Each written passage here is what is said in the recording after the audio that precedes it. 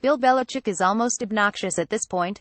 That's not a commentary on his personality, although based on how he handles the media, there are surely people that feel that way. No, he's obnoxious, or perhaps it's obnoxious that he is consistently ahead of the curve when it comes to his New England Patriots and how they go about their business.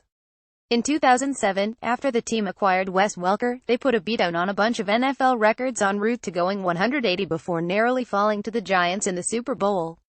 They were really the first team to feature their slot wide receivers as primary pass catchers, and teams had very little answer for it. That strategy still works, which is why the Pats aren't the only team that gives their slot receivers such a high volume of targets. A few years later, when they had two game-changing tight ends, they realized how problematic it was for defenses to have to try to defend against them on the field at the same time. Send your regular personnel out there, they'd split both tight ends out into a 4 or even 5 wide receiver look and take advantage of the mismatches.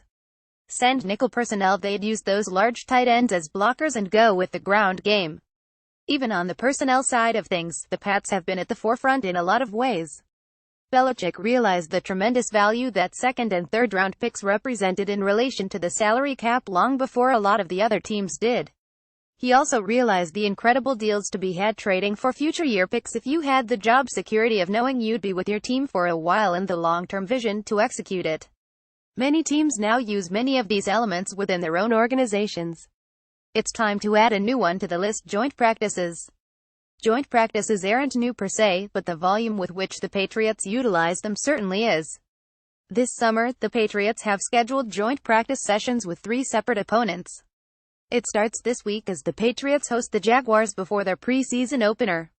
After that, the Pats will practice with the Texans August 15th and 16th before their Week 2 preseason game, and then one more time with the Lions before their August 25th preseason game. 3 joint practice sessions with other teams during one training camp. It appears to be unprecedented, although accurate records aren't really kept in that regard. The reasoning traces back to the new CBA with the NFL Players Union that was signed back in 2011. It cut back significantly on the amount of practice time each team could have with its players, including eliminating infamous two-a-day padded practices. Belichick's solution: make the most of the limited available time that you do have by getting better work in against other opponents. The intensity of a joint practice far exceeds that of a regular practice, because the guys you are hitting are no longer your teammates.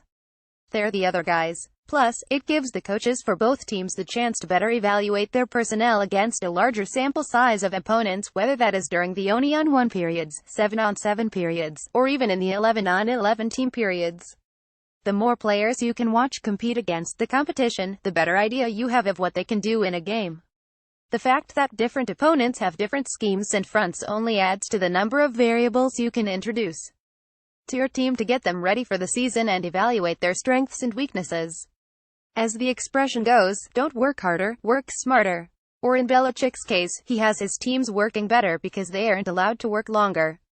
It's smart and something more teams should strongly consider to get the best quality work possible within the confines of the current CBA. Frankly, if Belichick is doing it, that's as good an indication as any that it's the smart thing to do. As usual,